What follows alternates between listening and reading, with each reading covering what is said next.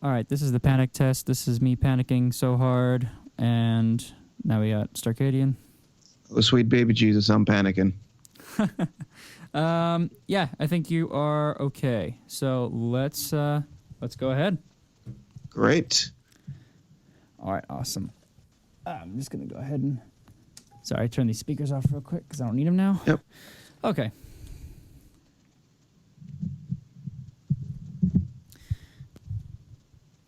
All right, ready to go? Yep.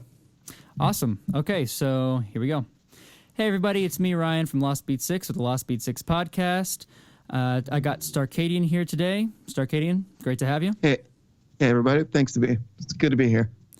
All right, right on. So let's see here. All right, sorry about that. Hold on. Steve's going to have to make a cut because I totally lost my place. All good.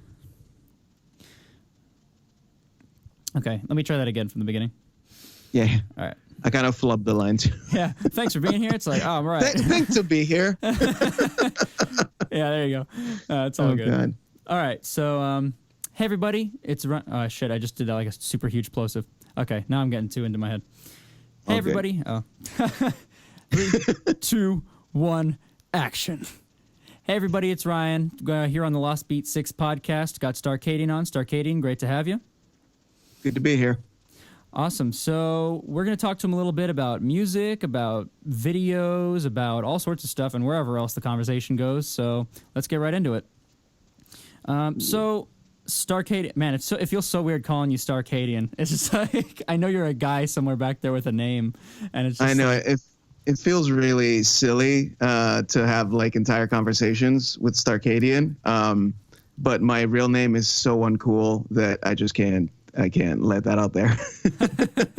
So I mean, I'm not gonna pass judgment or anything. It's not my place, but I mean, it's cool though. I kind of like that there's a mystique behind it. You don't see that a lot these days that much anymore.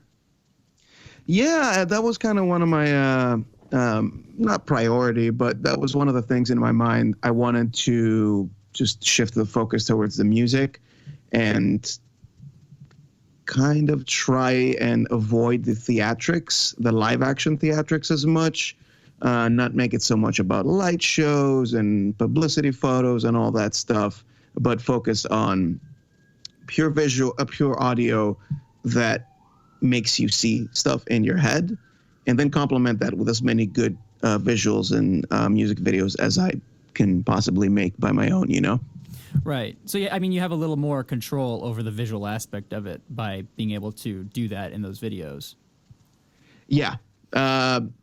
Basically, me and my co-director, Rob O'Neill, we started with Heart just 4 or 5 years ago, something like that by now. And, I think I just jumped on the opportunity to just do all the visual effects. And since then, I've just been pretty much doing all of it, really, as far as the editing and visual effects go.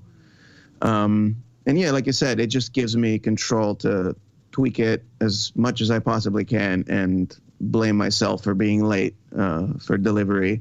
And, you know, it's right. fun. So it's kind of good. It's being your own boss. You have your own accountability. Yeah, basically. It's really kind of hard to treat deadlines with any seriousness if you're working off your bedroom. Mm-hmm. But that's probably the most important skill to acquire for anyone even remotely thinking about getting into music.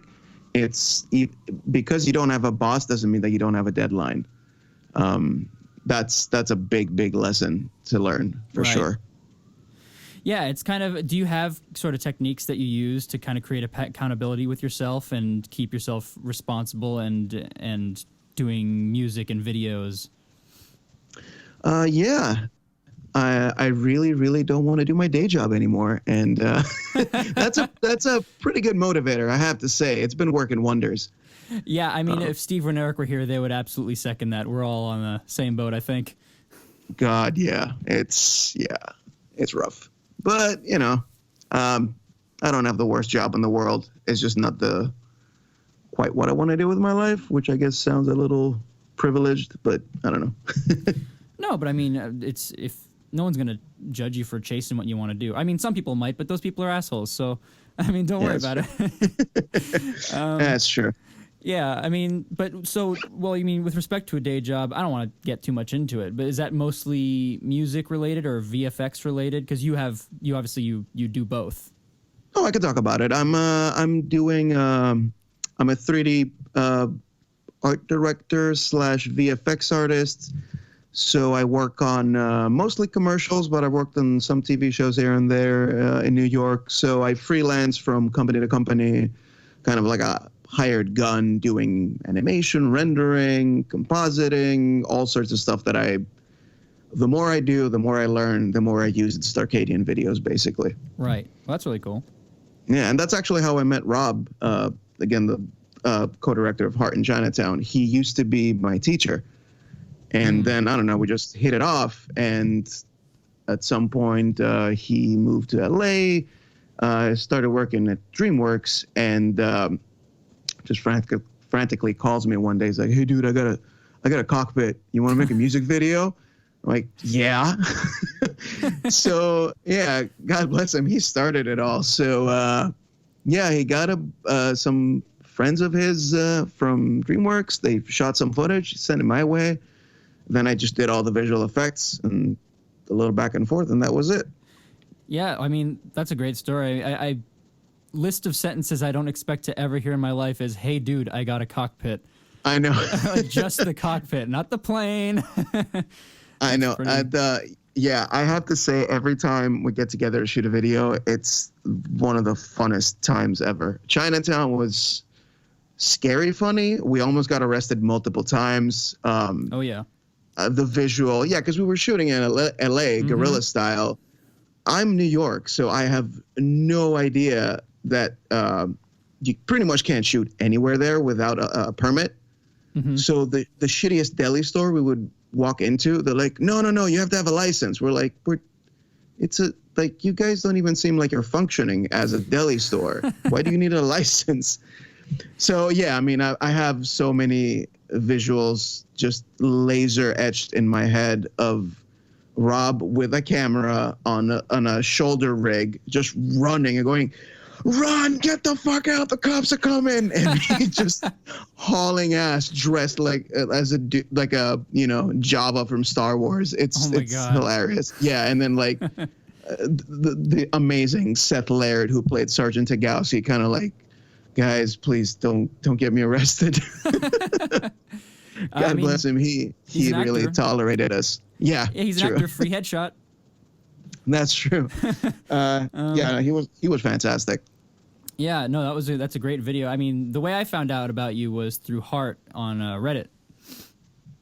Yeah, that was an unexpected blow up. That was a strange one. Well, that's the thing, is I kind of wanted to ask you about that. Was that you are a pretty active Redditor, and that's kind of like, I'm sorry, let me start that over again. Steve can cut that. Yeah. So, I mean, yeah. So you're a pretty active Redditor. That kind of brings up that point of, you're posting on there for quite a bit before that, contributing to different subreddits and everything. Did you kind of expect, like, hey, I've been on here a while, I've made some sort of internet friends, and they'll kind of, or did it just like totally by chance? Honestly, totally by chance. And I wish I knew how I did it, because I'd do it again. But no, it's interesting. I'm actually not American. I'm here on a green card, and I moved in 2005, which is an interesting year because it was pretty much the year that Facebook, YouTube started. It was basically ground zero for social media, and I'm not quite sure, but Reddit might have started. Yeah, Reddit started that year as well. Yeah. The weirdest thing. So, I was like young, excitable in a big city, and some person or other was just like, "Hey, you should totally put your face on Facebook or, read on Reddit and all that stuff." I'm like, that sounds really stupid. But I jumped on it pretty early. And it was it was kind of a brave new world. It was just this wild west of like, hey, here's all these links, here's all this weird stuff. Oh, that's disgusting, and maybe I won't see that again. Oh, this has a lot of information that I thought was for people in the industry, and that's kind of where I focused. There's a fantastic subreddit called We Are the Music Makers, yes. WATM, I think. Like the nicest people are there, and not to burn any bridges, but people in the industry tend to be very secretive, and they kind of hold their Rolodex and their industry secrets and their tools under lock and key, constant observation behind machine guns. You know, it's like very difficult to ask, like, hey, why aren't my masters as loud as this or that? And no one's going to say, you know, it's actually just ozone, and you play with the presets and then you learn what they do and eventually you get better at it, but you do need mastering software. Mm-hmm. No, they won't say that. They'll just say like, oh, it's just hard work and just 10,000 hours, Malcolm Gladwell says. It's, you know, sometimes you need, you know, someone from the inside of the industry to just be like, no, actually this is all you need. The rest is just you.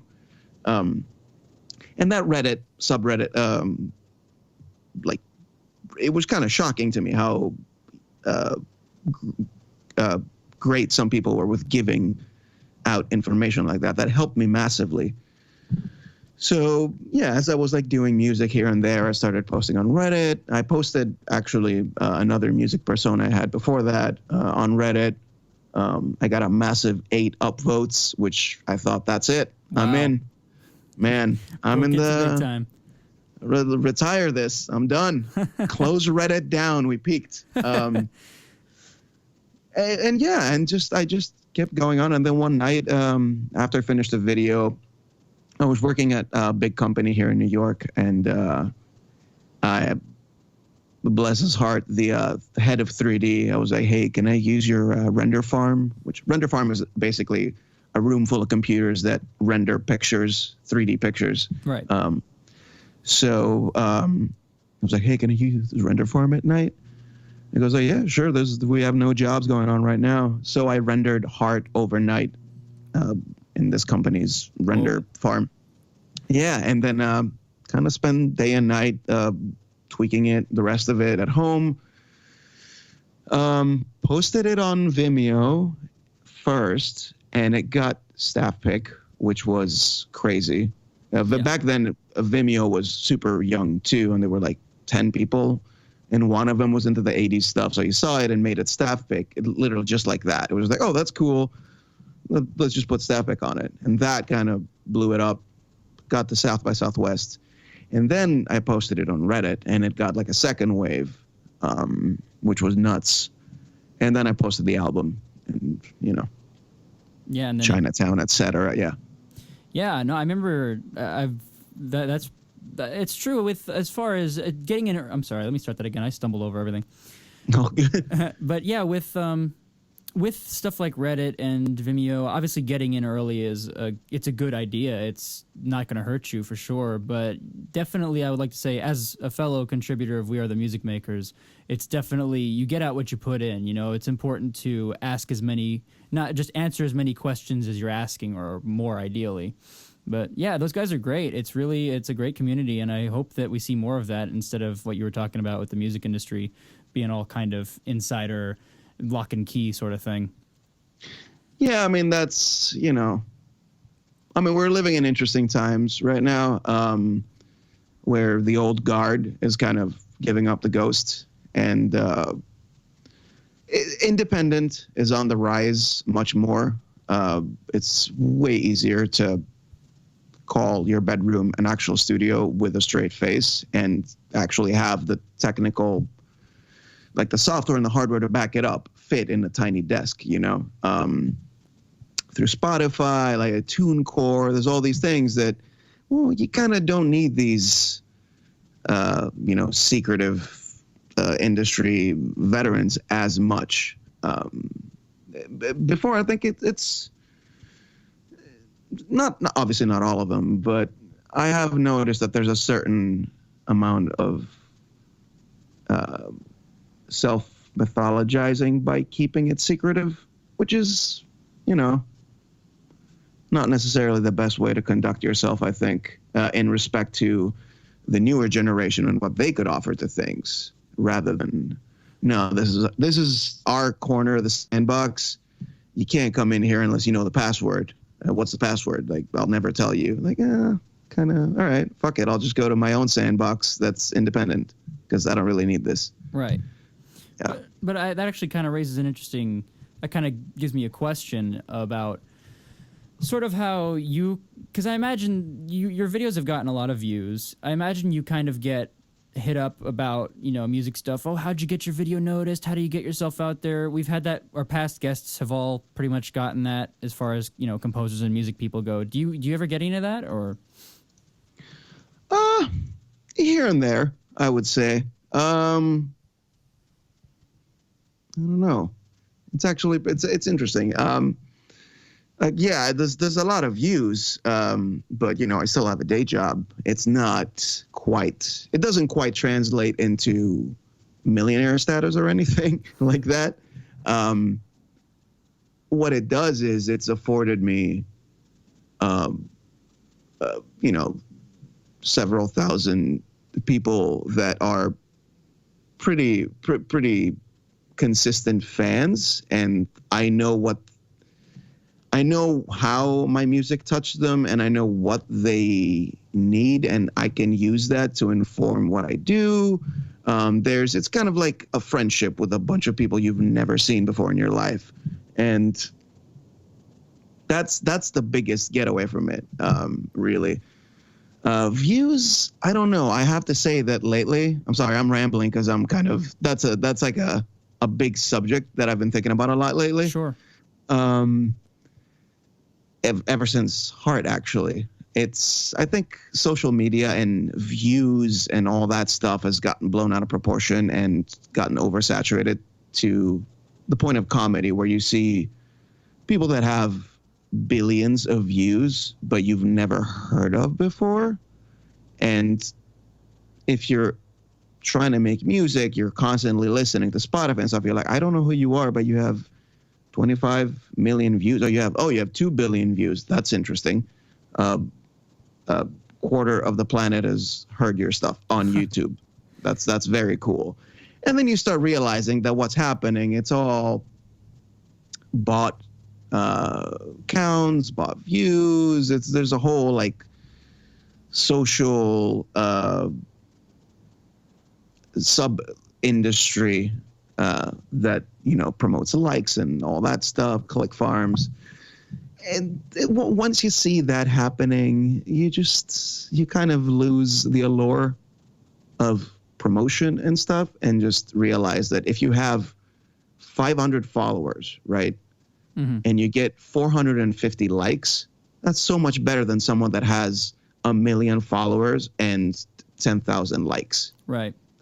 That's garbage. Like, so fucking what? You got 1 million followers. Well, all right. Well, 99% of those are not real. Like, you have 400 people that actually get what you're doing and like it.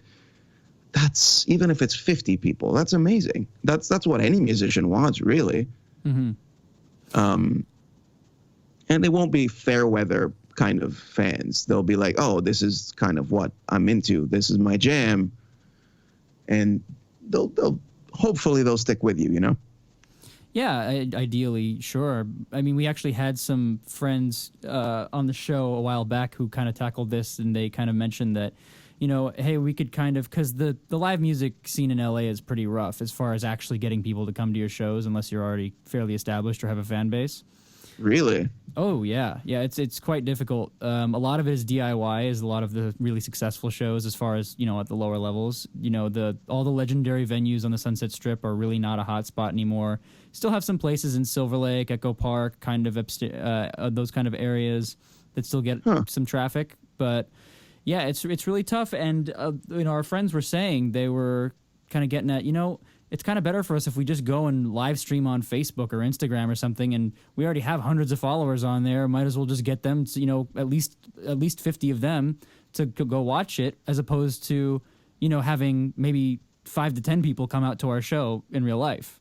So it's kind of sad because you want that live experience, but they'll get there. It's just the path to that now is sort of, go digital first, and you can get more people to show up that way. It's kind of weird. That's really interesting because I was having drinks with a really good friend of mine. It's called Bright Light. He's amazing. He's like the nicest man in pop. He's worked with like Elton John and Alan Cumming. It's insane. The guy's super talented, and I love picking his brain because he's pretty successful, and this year has been so strange, and I wanted to ask him about live shows and what his opinion on it is. And I kind of got the same ambivalent kind of, they're amazing, they're super fun, you connect with people, but it can be rough. And I've kind of shied away from too much live. I've played a few shows around New York. I actually played one show for a party at NASA in DC, which was super fun. Oh wow. Yeah, it was only for like 50 people, maybe tops. Might be saying too much. And then it was Yuri's party, which is basically a party by a bunch of NASA employees celebrating Yuri Gagarin every year. Then we got like a tour of the NASA facility. That was ridiculous. That was just too much. Super amazing people. Yeah, that sounds awesome. But it must have been like 40, 35 people. One of the best, most fun nights I've had in my life. Last show I played was in the park in Williamsburg, off the back of a pickup truck. Okay. It's the most sci-fi thing you could ever imagine. It was like production quality, up the wazoo. It was pretty funny. But it was really fun, again, not too many people. But that's always kind of been one of my fears, that I'm like, I'm going to set up this live show. It's going to be like LEDs everywhere, fucking smoke. I'll have a Starcadian mask. I got this like IR thing where I can play air synth in the middle of, in front of me. It's all this cool stuff. And then 10 fucking people show up, and, I'm just sitting on stage like, I wonder if I can kill myself if I inhale the smoke machine right now. Just, oh God, speed that shit up.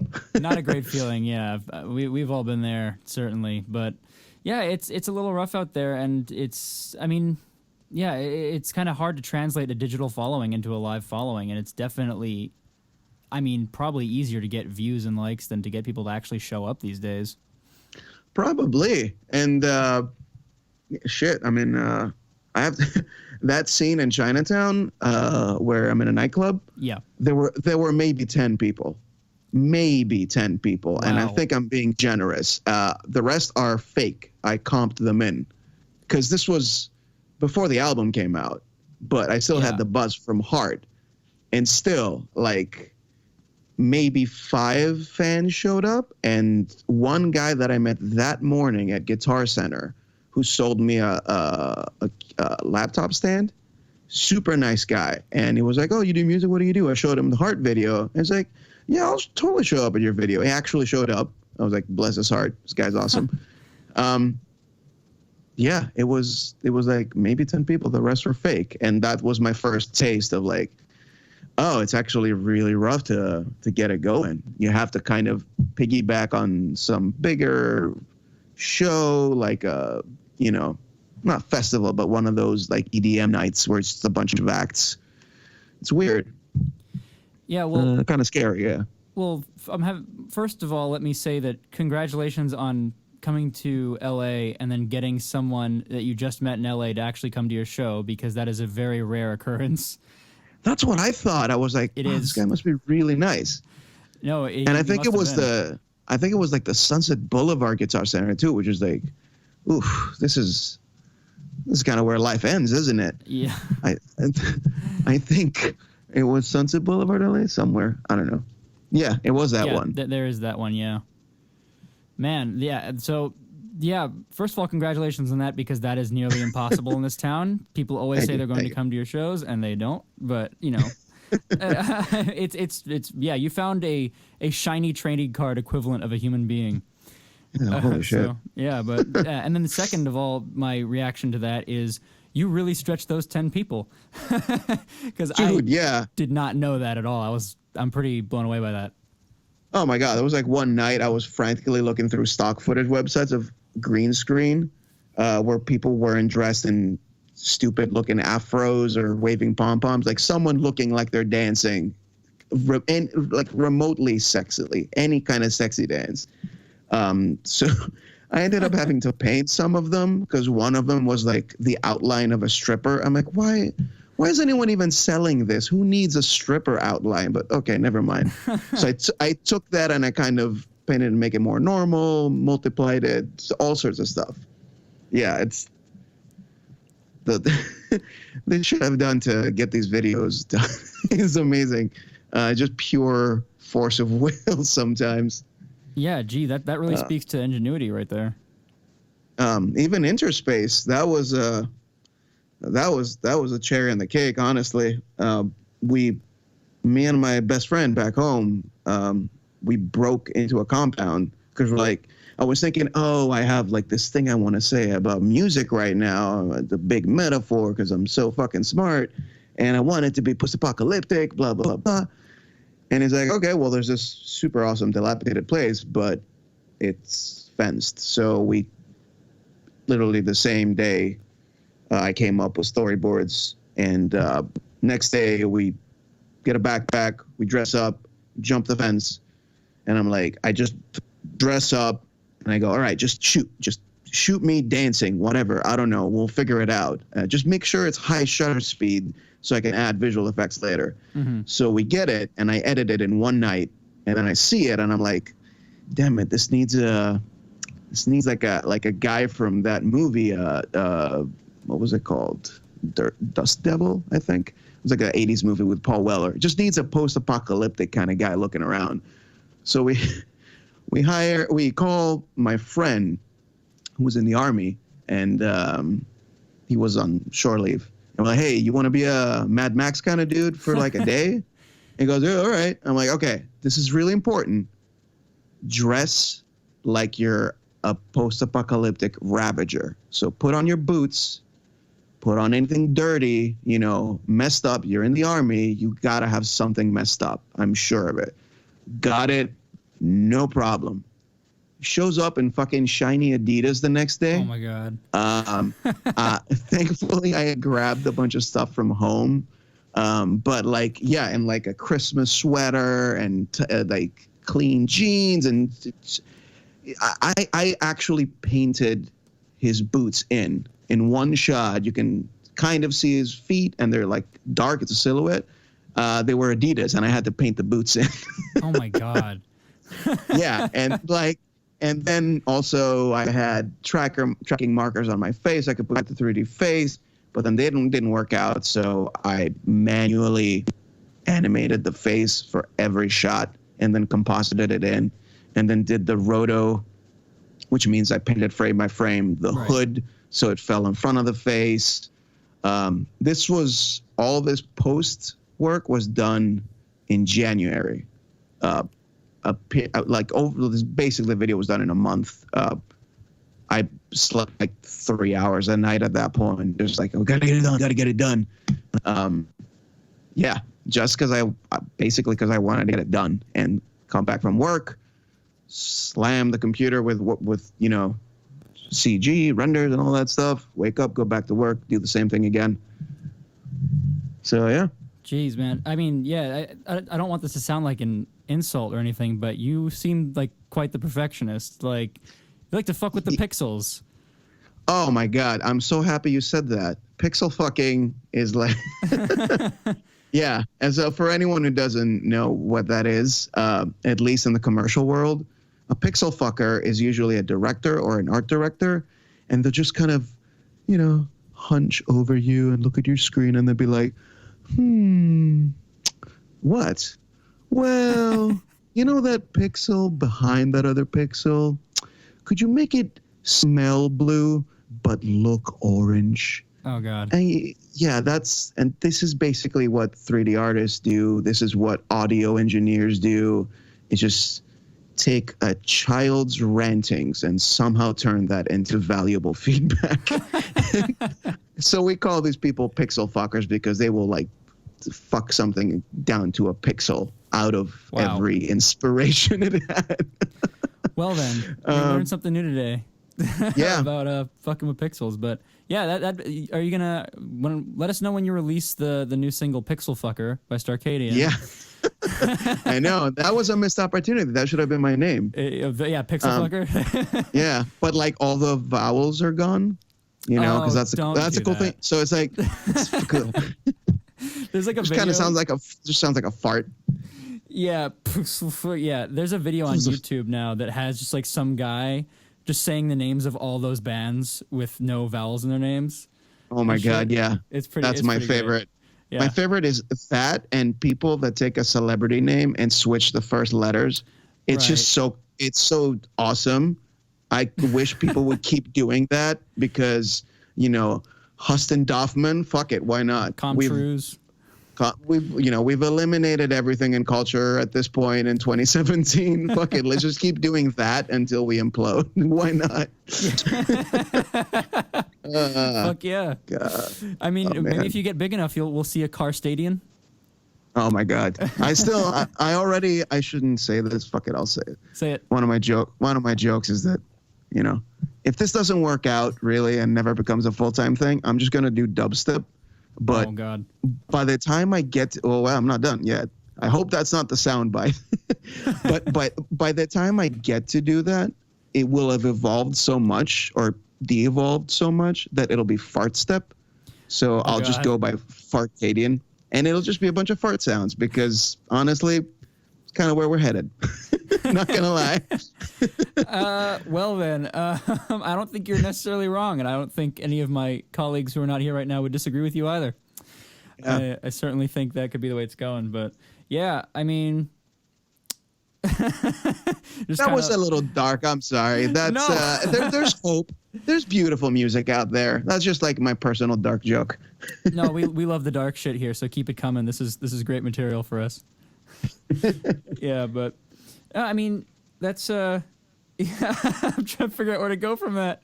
I know, right? Yeah, how do you top Fartcadian? Where does that lead to? Yeah. No, actually. Plus, you know what? I beat everyone to the joke, so fuck you guys. Yeah. Fuck the haters. Yeah. I'm the biggest hater. I'm my own biggest hater. Truer words have never been spoken. I know. Steve Hence is really perfectionism. Steve is really going to appreciate this when he's editing it because we are definitely all about the self-loathing artist. Oh man, any serious artist is. And so just to get back to your point about pixel fucking and perfectionism. Yeah, that's kind of the reason why the album is kind of taken so long and why now it's split up into 2 albums because it's because I ended up. So I did Saturdays, did all that stuff, and I kind of started noticing, this was before Stranger Things season 1 came out. I started noticing like, oh, cool, everyone's kind of doing this 80s thing now, and it's like everyone's got that bass line, the dun dun dun dun dun dun dun dun, and like, okay, that's kind of not cool. Everyone's like Chrome. The whole synthwave thing just got a little. I don't know. I just kind of smelled it from a distance back then in like 2015. I'm like, I don't really want to do that much anymore. Right. So I kind of took a breath and was like, I gotta find. If anything, for me, I have to make it fresh. I have to find some new, interesting angle to this. Like, yes, I'm always going to be inspired by the 80s, but I'm not going to make 80s type music all the time. It just happened to be that, you know? Yeah. So I kind of went through this crazy spiritual journey. I learned Bitwig. I relearned a bunch of software. I tried all sorts of sound styles, all the whole shebang, like just went completely Colonel Kurtz from Apocalypse Now. Oh, and man.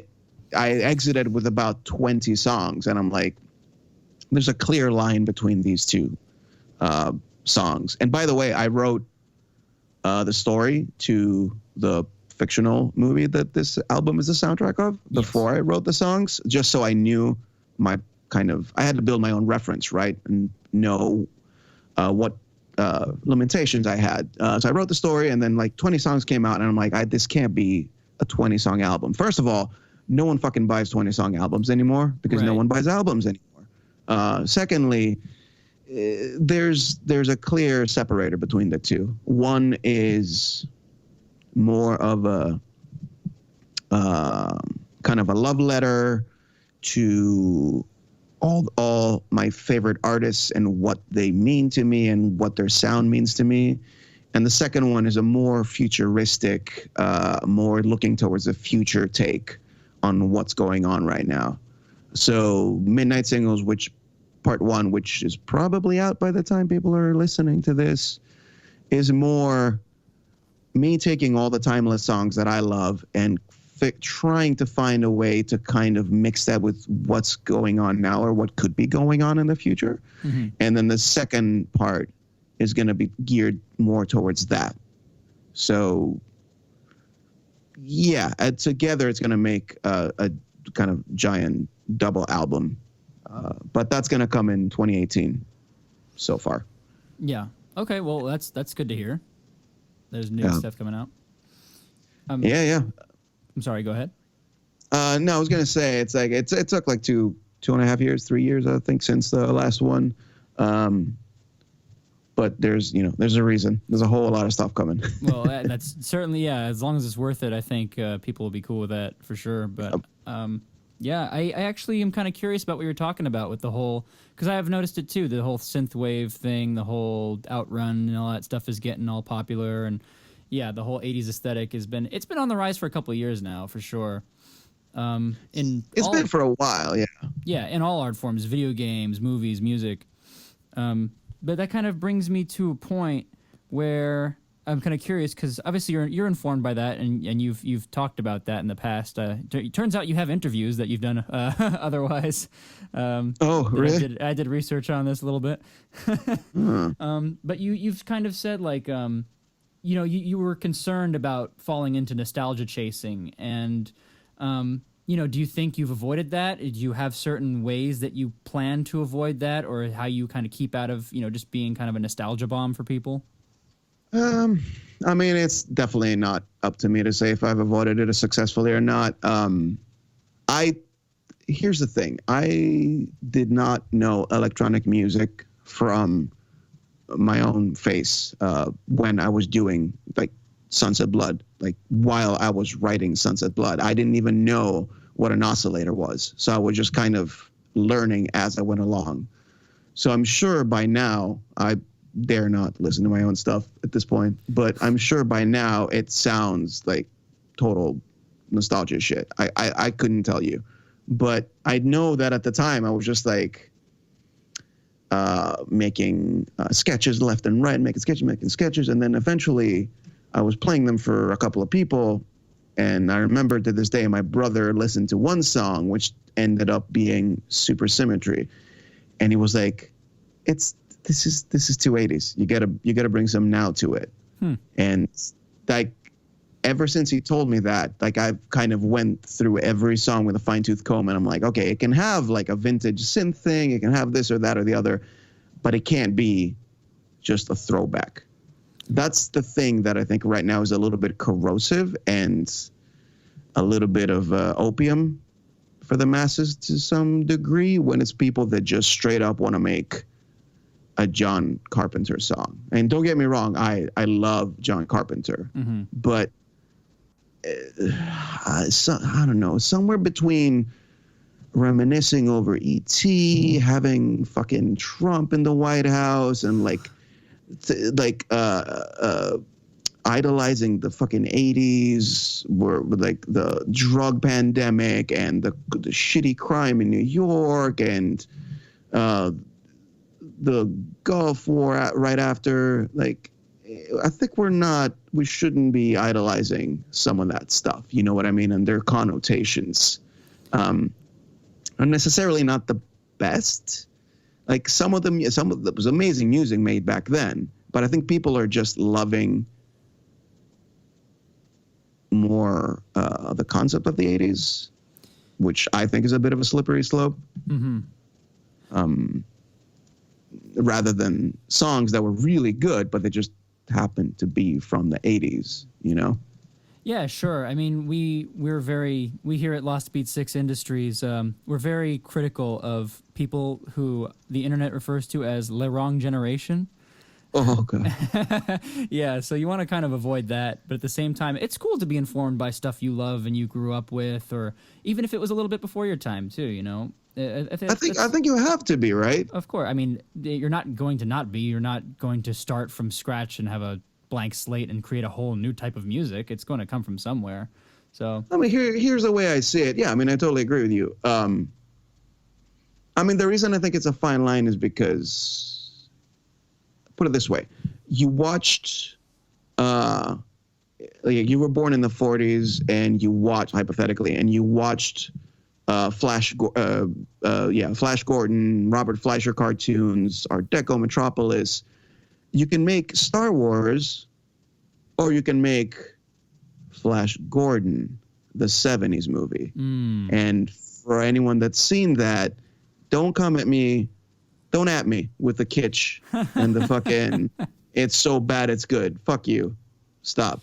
Just stop. It's not a great movie. It's got a fantastic soundtrack. It's not a great movie. And my point being that you can take something that you grew up with, same way Spielberg took 50s and culture and all that stuff. George Lucas took 50s and all that culture. Brian De Palma took Hitchcock and, did his own thing. Yeah. You can take it and transform it into something new, or you can just be like, hey, remember this stuff? Here it is again. Oh yeah, that's not good. And that's, it's here and there you get that vibe from some of the synthwave stuff. And I don't want to be critical. Like if you spend your time after work or after school or wherever, and you put the time in at the sacrificing friendships, relationships, jobs at the altar of what you want to do, then I'm not going to talk shit about it. Like, I'm going to respect the fact that you do it, because I know how hard that is and soul-sucking, and how immense the relief is when you put it out there and even one person likes it. Yeah. But I just think that and I've argued this with a lot of my friends, I truly think that the smallest of the biggest artists have a moral responsibility to put out something out there that either contributes or improves what's come before. If you don't think you're doing that, and if you don't want to do that, don't fucking do it in public. Like, keep working on your stuff until you think, this is something I want to add to the thread.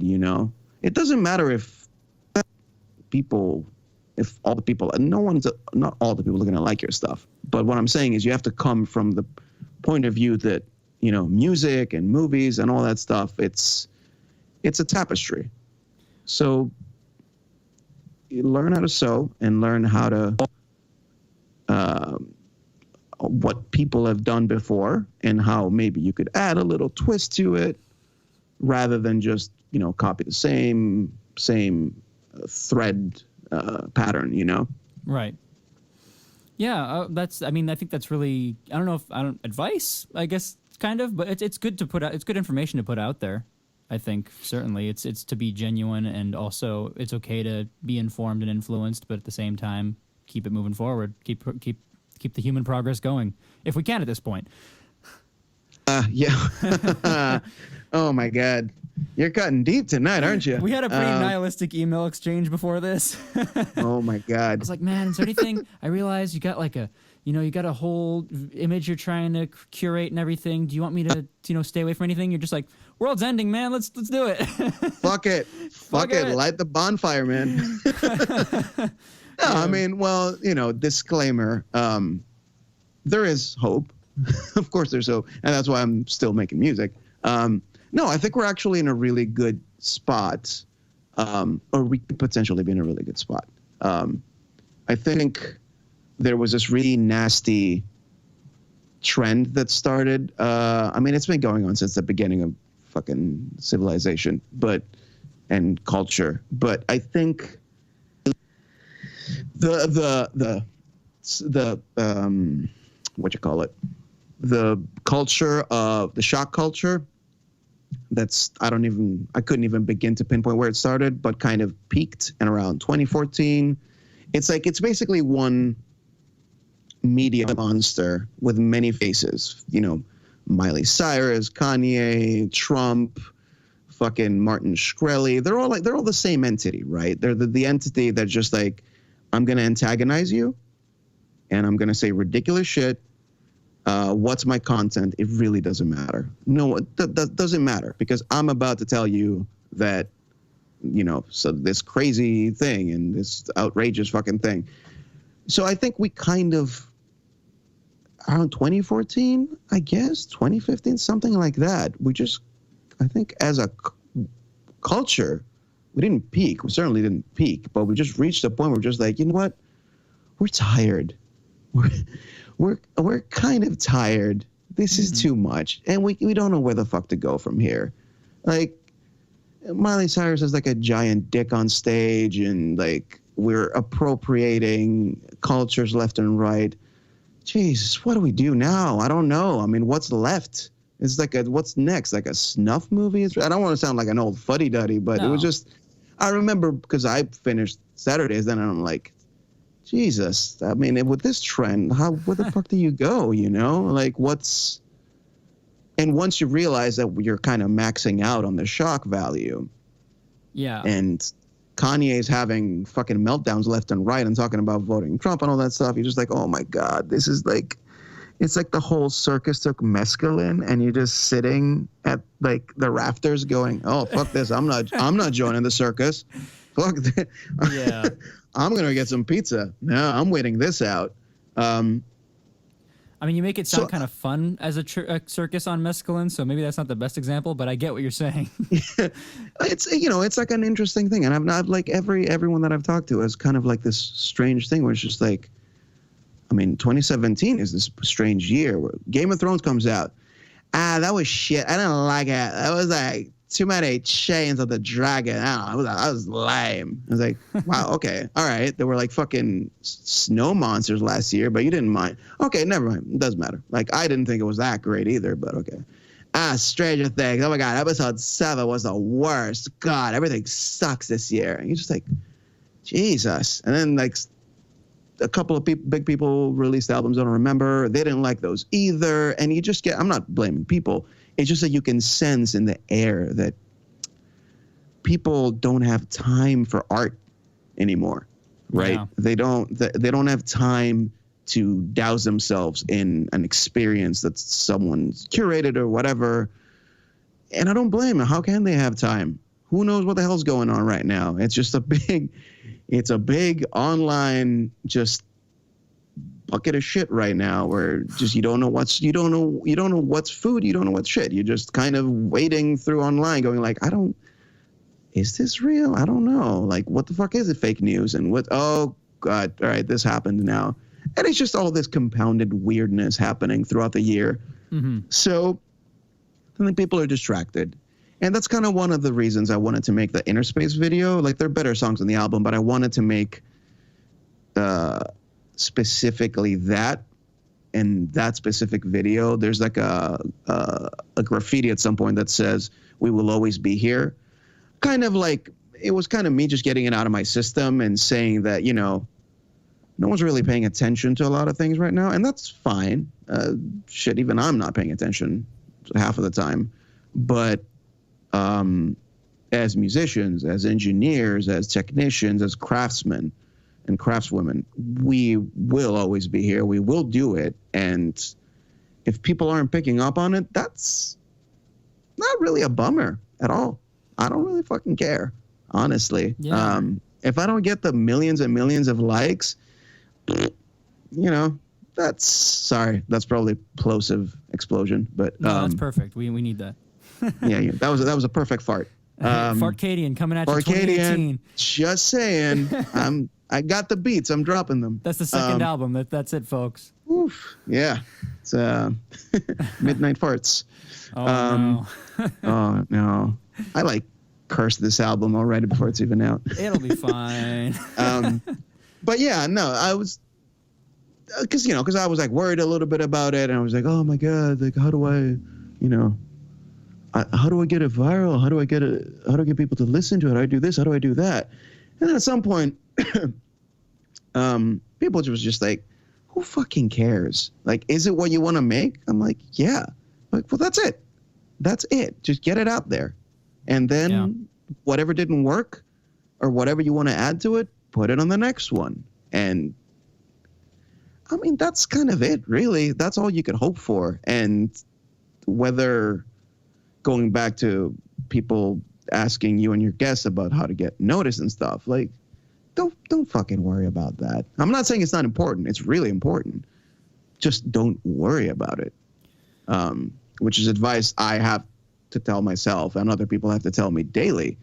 But you're not going to get good stuff done if you're worrying about getting viral. What you're going to do is you're going to make a stupid video with, I don't know, snakes coming out of people's nostrils or whatever because you thought it would be viral. And that's cool, but that's not fresh. Now you're just making stupid shit for the attention of it. Yeah. And what do you truly want to say? What's in your heart of hearts? What did you always want to make music about? What did you want to say? What kind of movie did you want to make? That's the shit you should be concerning yourself with. Mm-hmm.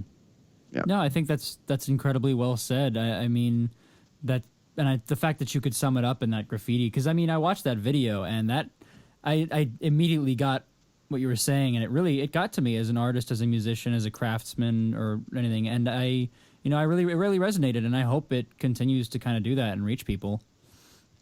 Yeah, I mean, I thought it was.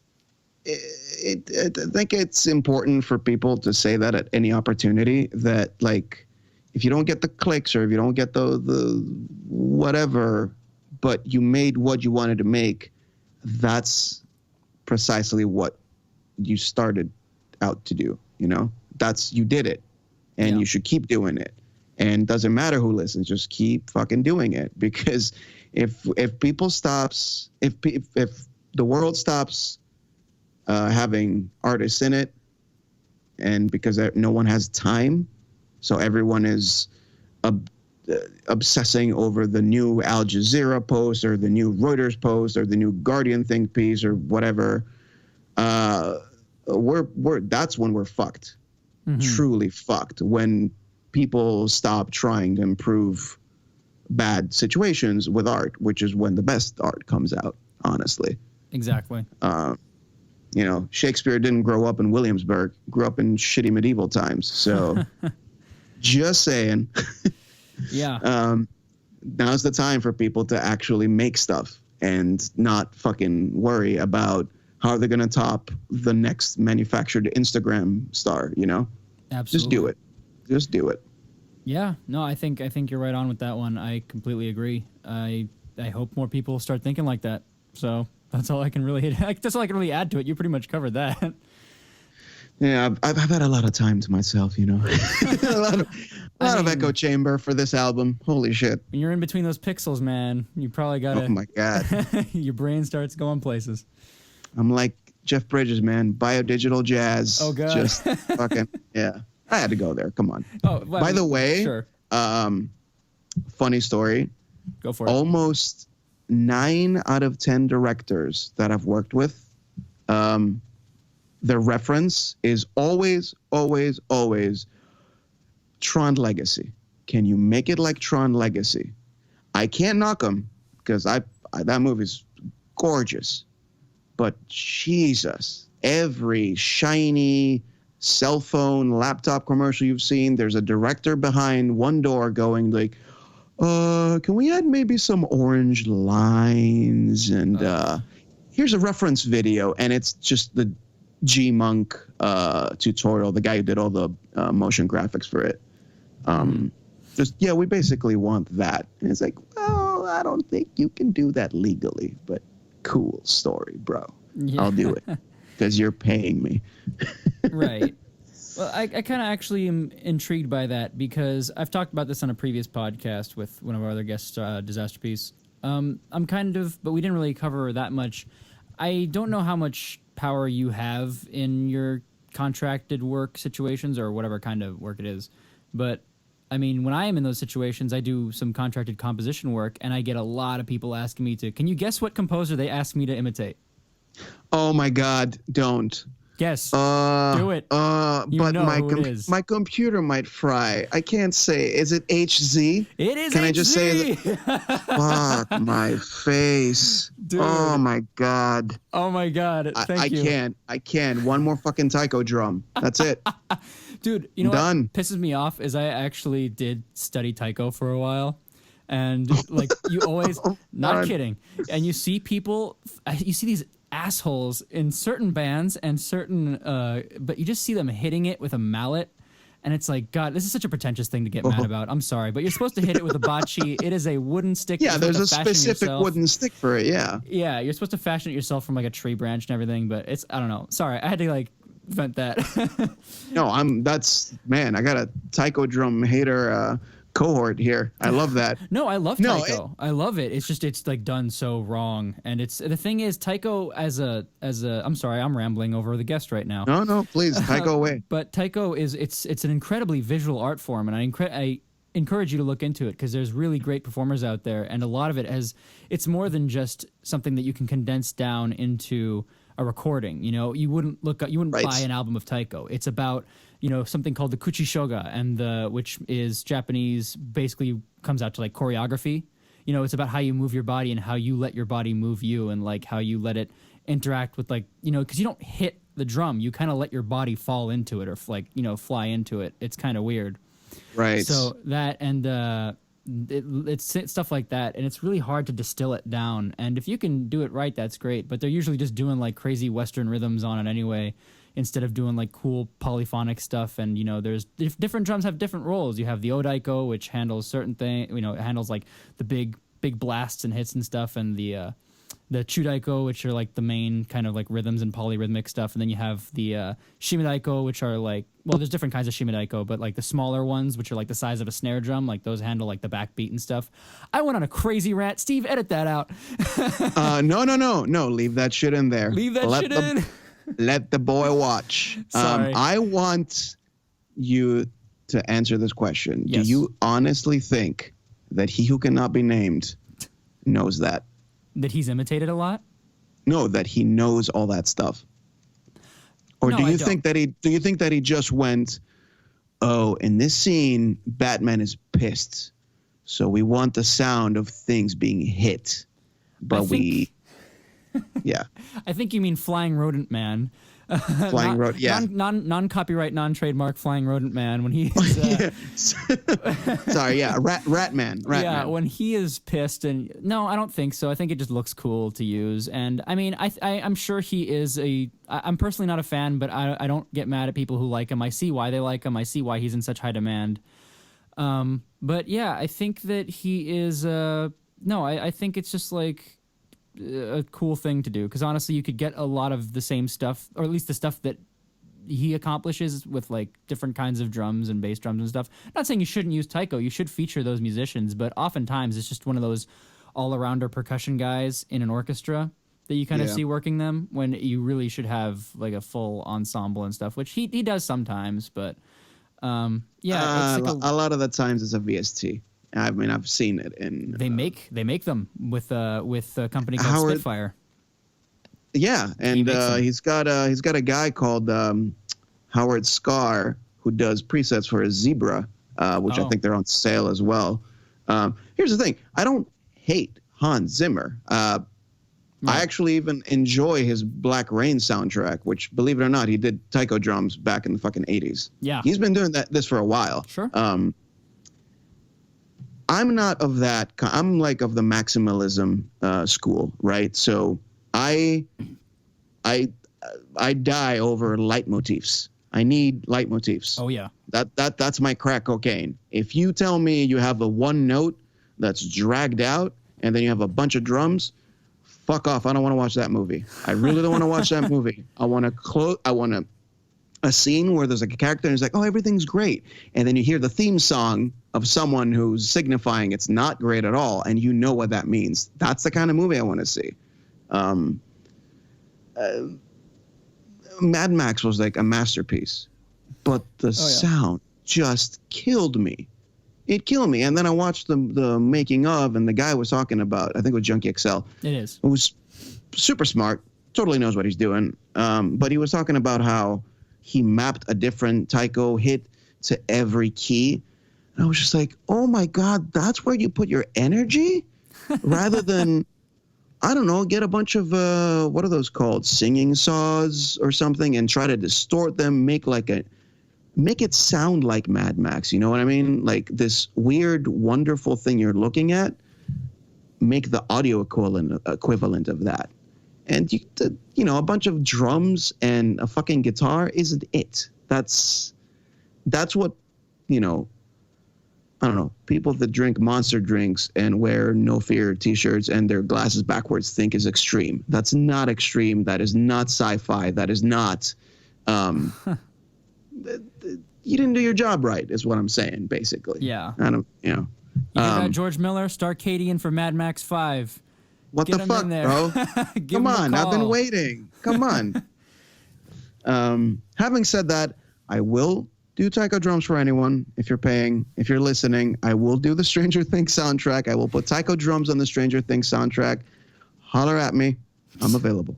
It's actually funny that you say that because that's the complete opposite of one of our previous guests did, like actually literally in real life. What? One of well, he says it on the podcast in a kind of a jokey way, but he does say it is, and he says it on another podcast too. Is Disaster Piece actually turned down Stranger Things? Oh, Disaster Piece said that. Yeah, he turned that shit down. Oh my God, I love him even more now. Well, holy shit! I think it's because you know he did a lot of that stuff. He did a lot of the 80s with Fez, kind of not purely 80s, but ode to it. You know, and he didn't want to. Yeah. I mean, it's his. You know, motives obviously, but he probably just didn't want to go down the rabbit hole, you know? That's amazing to hear, honestly. That's unbelievable to hear. Holy shit. Yeah. I mean, I'm not going to, I mean, I'd love to pretend that I have iron will and the integrity of like a fucking lion and this is the hill to die on, but I don't know. I don't know if the Duffer Brothers or whoever whatever they're called, they call me up and they're like, hey, we want you to do season 3. I don't know. Yeah. I honestly don't know. My instinct is no. That's not my thing. I'm kind of building my own mythology, but I don't know. Yeah. But I mean, yeah, we can't all be Disaster Piece. That dude gets crazy amounts of calls all the time. So, but good for him. For good reason. He's absolutely for good reason. He's really good. Yeah. But it's funny because I was listening to, do you listen to Song Exploder, that podcast?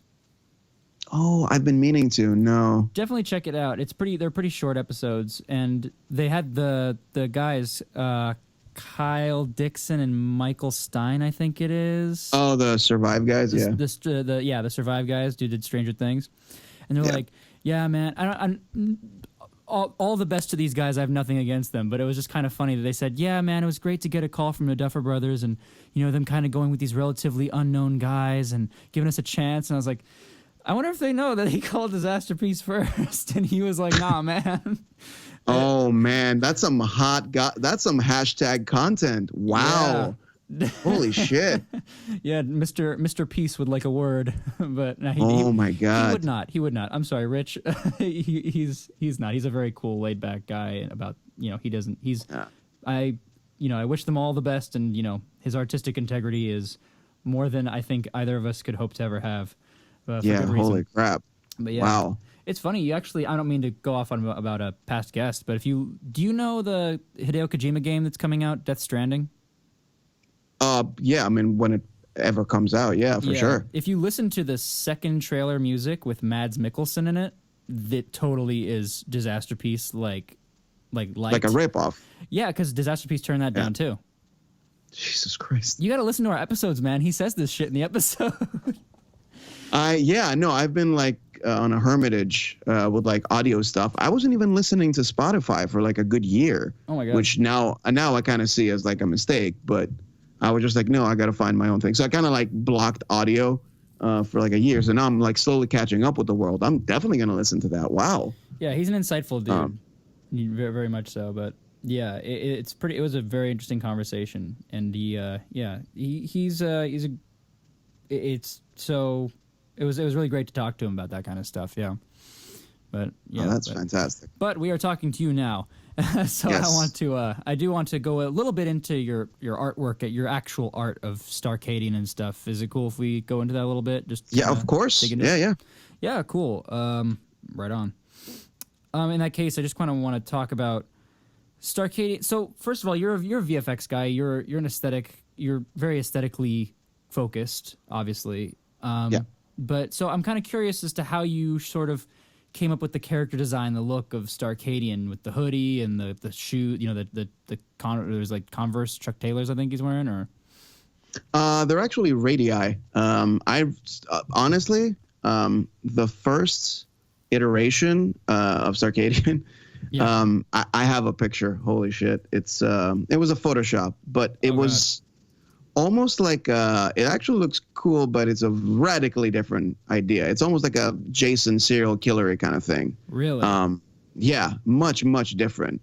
I don't know. As I was putting it together, audio wise, I kind of started seeing the thread, and then kind of wrote the synopsis of the movie down, and kind of compounded on that. And eventually I realized that I'd basically written the whole origin story of Starcadian. And it didn't make sense, obviously, for him to be a serial killer or shit like that. It's a much more cosmic story, and I'm desperately trying to get it made, at least in short film, but I think we're aiming for feature film mode. And actually, Midnight Signals is a prequel to Sunset Blood. Oh. So the way it goes is Midnight Signals. Oh, okay. So the one that's going to come after Midnight Signals Part 2, which I'm already thinking about, is going to be the total origin of Starcadian, because it's like kind of much bigger than Sunset Blood as far as mythology goes. And then it goes into Midnight Signals, and then Midnight Signals is what happens right before Sunset Blood. So it's almost like a trilogy that I've been like slowly, me and Rob O'Neill have been writing for like a year or 2, 3 years, something like that. Man, I can't wait to see that, because there's still a lot of mystery around Starcadian as an entity and stuff. I mean, you can kind of piece it together with the, Heart. This is not canon, guys. This is just what I got out of it, and you can just go like, oh, that's an interesting. Yeah, I have not said anything, so yeah. It's okay so if I give you my take on it. I don't want to spoil it. I would love to, but just a disclaimer: I have not told you anything, but I really want to hear what you think it is. Okay, so you have this. I don't know where the space traveler comes from. I don't know where the spaceship comes from or anything, but he's got the disc with the logo on it, the Starcadian. I guess the insignia. he puts it in, and you see the character just like it's like an AI or something, or some kind of intelligent entity that is like singing the song in the screen, and then he goes into like hyperspace or something, and the floppy disk gets ejected, and then it crashes to Earth. In the trailer, now the trailer's happening. The guy finds it, and he's like, "Oh, what's this thing?" He touches it. He gets possessed by the AI entity, or what I keep calling it AI. I don't know what it is. He gets possessed by the entity inside of the floppy disk, and he becomes like this crazy future DJ man, kind of like with powers. We've seen shit. Up until the sorry, go ahead. No, I'm sorry. Yeah, that's what I kind of got out of it, but and I do have some questions that won't reveal anything, like kind of about the future, where the direction might go, but like that's what I got out of it. So up until the DJ thing, I'm gonna have my fucking lawyers call you, because that was amazing work. Holy shit, that was really well done. That's pretty damn good. Well, that's shit. really damn good. Sorry, man, I didn't mean to spoil anything. Not. No, that's amazing. That's awesome. I'm glad that like people are actually reading that. It came across, yeah. So Midnight Signals is what happens to I might talk about this more later. Yeah. I'm trying to kind of, No, we want to keep your vision intact. Like, don't. I just don't want to put it out there and then someone does it basically before I get a chance to. So I want to do it and they'll be like, hey, here it is. Because I would love this idea. But basically, midnight signals is what happens in a certain place as the disc passes over it. And it's a really cool idea. Interesting. I can't wait to see that then. Because so it's like prequel / this just happened or is happening, at the same time. Well, the one thing you have let drop is in a past interview, you said that the floppy disk, you said basically compare it to the box from Hellraiser, the box for the Cenobites or whatever, the puzzle box. Ooh, I said that. That's really smart. Said that. That's. God, I'm good. I'm good. This is your South by Southwest interview, by the way. Oh wow! Yeah, Holy check shit. your subreddit, dude. People have your whole like they've almost got you figured out. So I check it, but I feel like an asshole going there. First of all, I didn't make the subreddit. No, and whoever did is an amazing person. But I feel like an idiot. Be like, hey guys, I'm Starcadian, the moderator of our Starcadian. I'm pretty cool, right? Like, I don't know. Like, I do check it. I'm a little too humble by nature to be like, hey everyone, let's talk about how cool. Like, I really, that is zero appealing to me. But that's fucking cool. You're incredibly close. Thank you. Well, that's great. I'm glad I was able to pick up on some stuff. There are some things there that I truly love in the in our pitches and stuff. To be frank, we were going pretty far ahead. But then and this is kind of I will put this on me. I kind of got cold feet because of Stranger Things. I did not want to.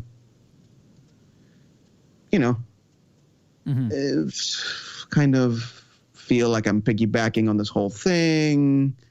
Just like, hey, I heard you guys like the 80s. Here's some more. So it kind of felt. Wait, hello? Bad. Okay. So, hello? Yeah, you came in. Can you hear me? It felt bad. Sorry, we got that. Hello? Hello? Yeah, I got you. All right, good. There was like, I think it was the same year, but it was something like Kung Fury followed by Stranger Things. And I was just like that Jerry Seinfeld gif. I'm like, you know what? I'm out.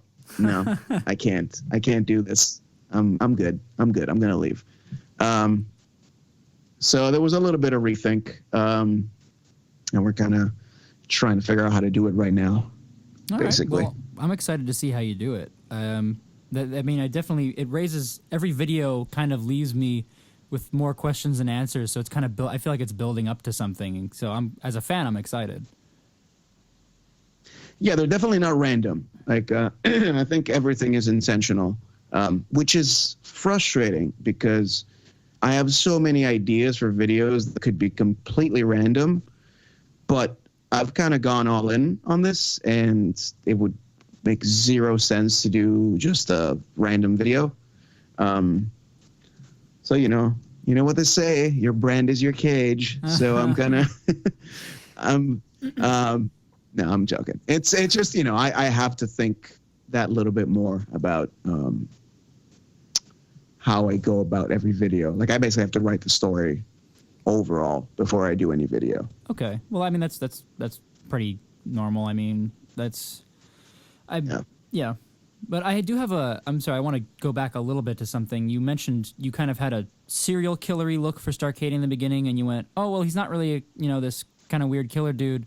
But that kind of perplexes me a little bit because in the videos he's either killing or kidnapping people, or like doing like making them not be around, like disappearing them, sort of. So I'm not going to ask you flat out why or anything, but I want to know like will incorrect. Incorrect. He is not killing people. Dance or Die. He's not. He does people? Not kill people. Wait, I saw Dance or Die. I forgot about Dance or Die. He murders everyone. Okay, you know what? Give me a second here. I have a Bible I have to look at. Oh God. No, no. Here's the thing. No, that is part of the whole persona. He's not a good or a bad guy. That's the thing. Well, that's the kind of important to. Go ahead. No, I'm sorry. I didn't finish my question. I was gonna ask you like, I'm not asking you to drop like give me the story. I don't want that. I just want you to say like, will his motivations or his morals kind of ever come to light? Will we find out why he is here or what he's doing or anything? Well, I think he like the Starcadian moniker and persona is. We've written him so that it's not. He's in a position where it's not about morals. He's a guardian of sorts. So I think thinking about morals, that makes him sound like a serial killer. So I'm kind of trying to phrase it so he doesn't sound like a serial killer. But he's not in a position where morals are his priority. Gotcha. He has like bigger things. Yeah, because I was watching. To look. Yeah, because like Chinatown, he makes a guy disappear into like the internet or something. Not that. Don't take this as canon, people. He makes him disappear into like this digital world. Then like the inner space. He does not go to the internet. Yeah. No. The inner space guy, like he disappears him, or there's like a skull afterwards. I don't know if he killed him. I guess we'll find out. Like I was kind of sorry. I'm like going like deep lore here. I was just like, is this guy like killing people or like what's going on? And so it's fine. I think it's an interesting character, but I'm just like, we're gonna find that out like eventually? Yes. Okay. Yes, cool. For sure. Yeah, that's what I was getting at. Yeah, he's not a good guy. He's not a bad guy, and it's intentional. Interesting. All right. What was I gonna bring up? What we're talking about Chinatown. Interspace. The Mad Max guy or the scavenger. He's not the skull. The video store is pretty important in the end. I mean, don't give us. Yeah, I mean, I don't. I would love to say more. I'm just trying to kind of, Yeah, keep I don't want it close to my chest until I can make it or patent it or whatever. Not patent it, whatever the fuck they call it. Just write it down, I guess. I don't know. You'd be copywriting so for like logos and for like brand names and stuff, you trademark those, and for intellectual property like actual characters and music and videos, you copyright those. Just so you know. Right. That. There you go. Yeah. So that I'm gonna do. And patents are for inventions. Yeah. Yes. Yeah. Basically we're putting together the script and then hopefully go ahead with it. That's awesome. I'm excited to find out more stuff about that. That's like kind of all I had questions about the music. About the videos and the character and stuff. I have like a couple more about the music, and then that's about it. Sure. Yeah, go ahead. So, number one question about the music is like, I'm curious why you do single edits if you're not. Are you on a record label? Like, do they make you do that, or you just chose to do that, or no?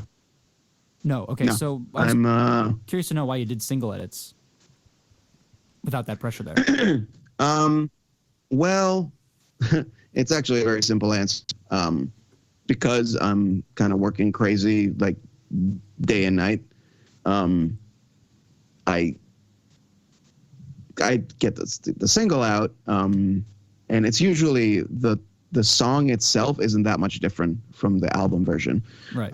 But I get it out, and then it's kind of music is like Schrodinger's cat, right? Or it's like a quantum experiment. It changes when people listen to it. I work on something, and then I listen to it on my headphones, and I'm like, this is genius. I'm going to cure cancer with this song. This is amazing. And then I play it for people, and they're like, it's not great, or like could be better. And then I'm just like, what? And then like it's like I was blind. I didn't see it, and then I saw it. So I get it out there, and then someone's going to be like, oh, it's like a little to the left, or the pan's wrong, or like it's overcompressed.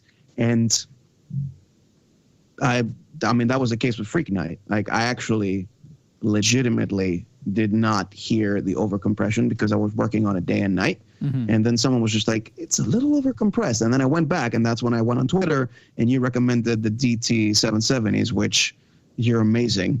Thank you. No problem. I'm wearing them right now. I mastered the whole album with them, and they're unbelievable.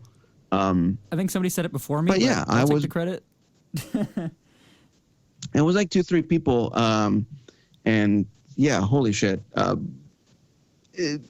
I went back, and basically the reason the album was delayed by like a couple of weeks was because of mixing, just making sure that it sounds right, sounds big, sounds good.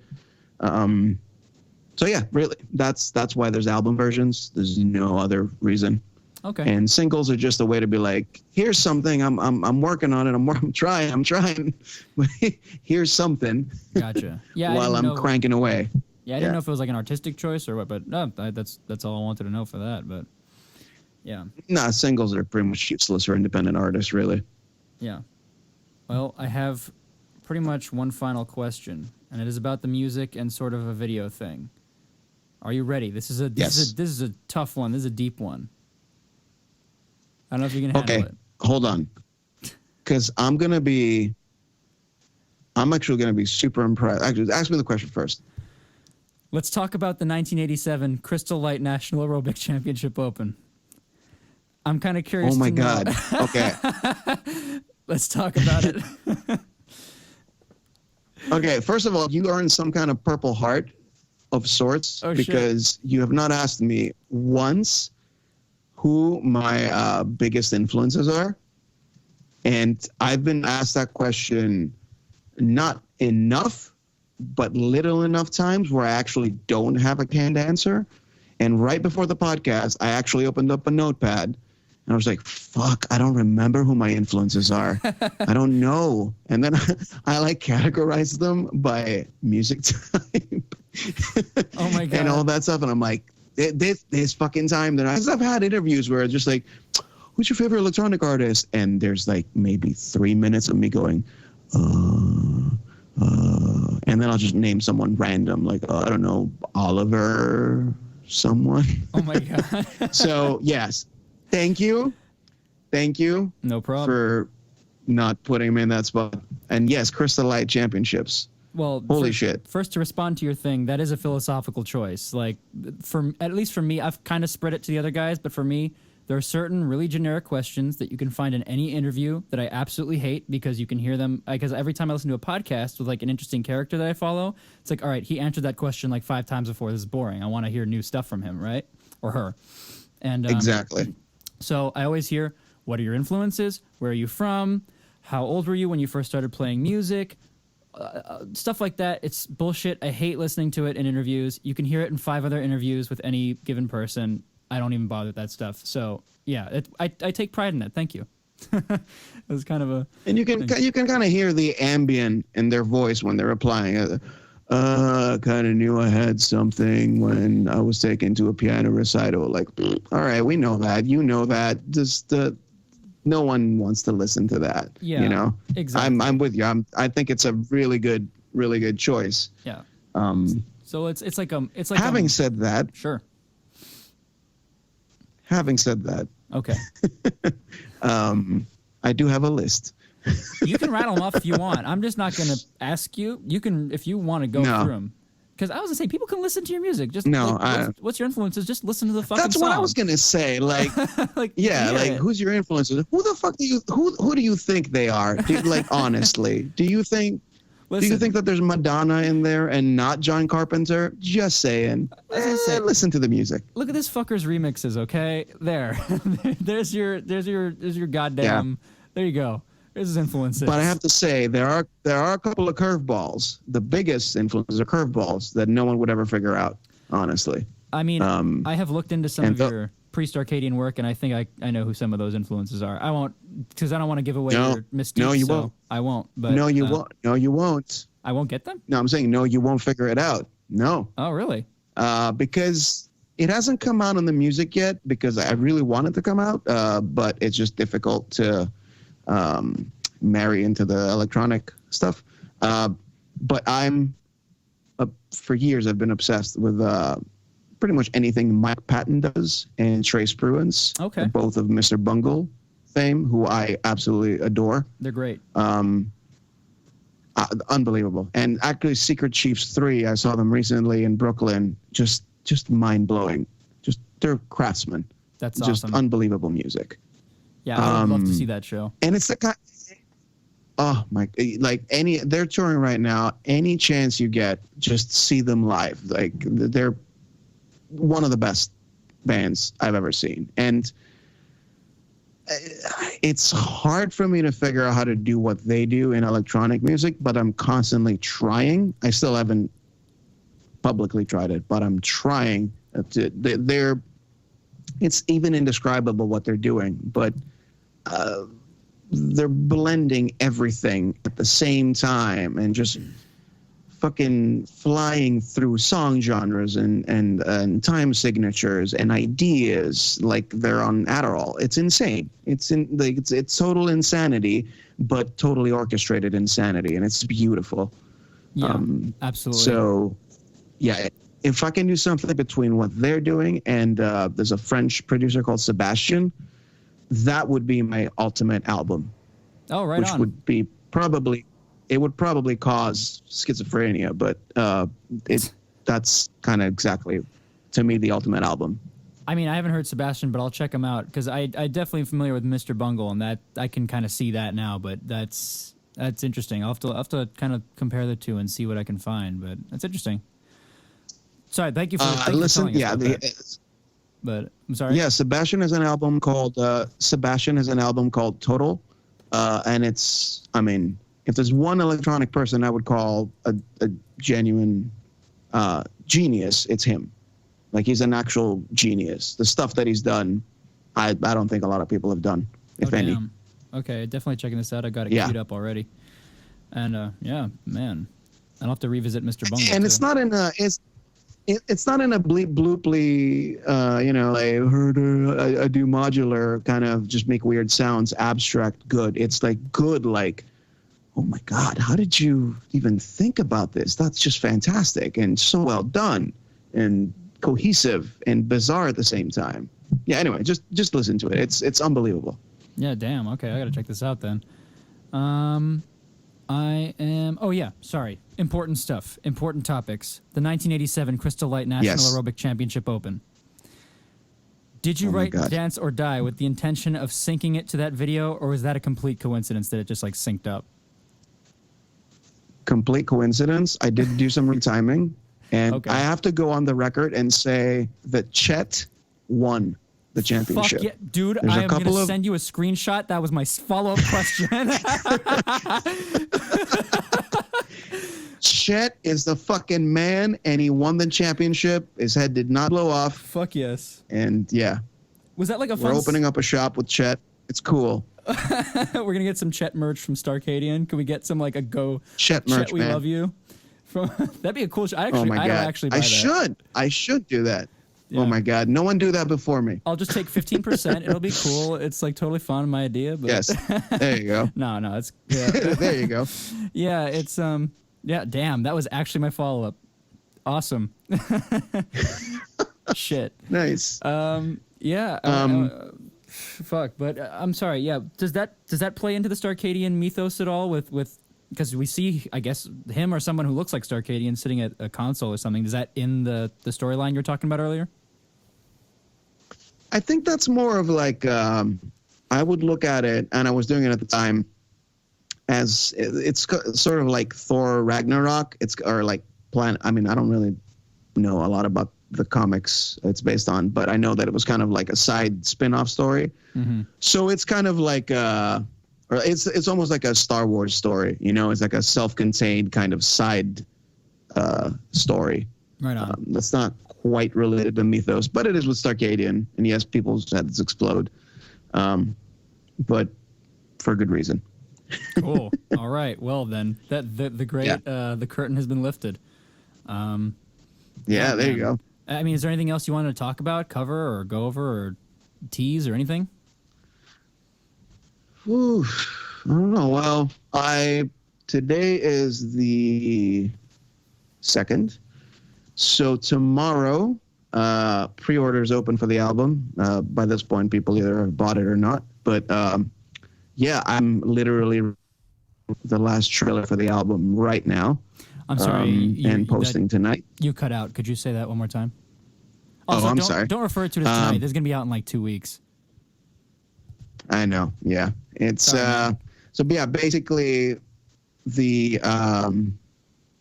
finishing up the trailer. So I lost my spot in my brain, man. and now I am lost. Just be like, you can just like be like Chet. No, Chet won. You go. Right. Chet won. Okay. I'm sorry. Quick. Yeah. No. Thing. Did you get like emails about that or what? I did not get. I think I did, but more than that, I've gotten either tweets or YouTube comments. Just people really rooting for Chet, man. Chet's the shit. People love Chet. Chet had some love in that video. Chet is like my 11. Chet's my my breakout star. Yeah, there you go. It really is. Do we see? I'm sorry. We're going into this like fucking weird aerobics thing. Do we even see Chet in the video? Fuck Which it, one is he? Let's do it. Like, which one is he? I don't. You know what? I don't know actually. Just one day. I think I know. I mean, I know who I want to be Chet. So okay, the guy whose head doesn't blow up. There's like very few people whose head doesn't blow up. Like, we can leave some speculation. That's probably Chet. Okay, fair enough. Sorry, we got totally. Go ahead and plug your shit, man. We got so off topic. No, Midnight Signals Part 1, probably out now. 2018, Part 2, just as many songs on that. Halfway going through that. And I got like a couple more songs to write and then finesse.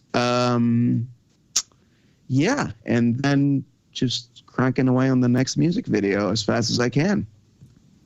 Right on, man. Right on. Well, thank you so much for talking to us. I think we covered just about everything, unless there's anything else you wanted to say. Well, thank you for having me. I think we pretty much covered everything from the new album to Starcadian. I think we the important stuff. we went deep. The important Absolutely. stuff, yeah, of course. Well, cool. I mean, we really enjoyed this experience. We certainly hope you did too. And yeah, if you're ever out in our part of the world, we would definitely love to have you once again. And we do like a whole live, like in-person experience with food and everything. So definitely come on down if you ever want to.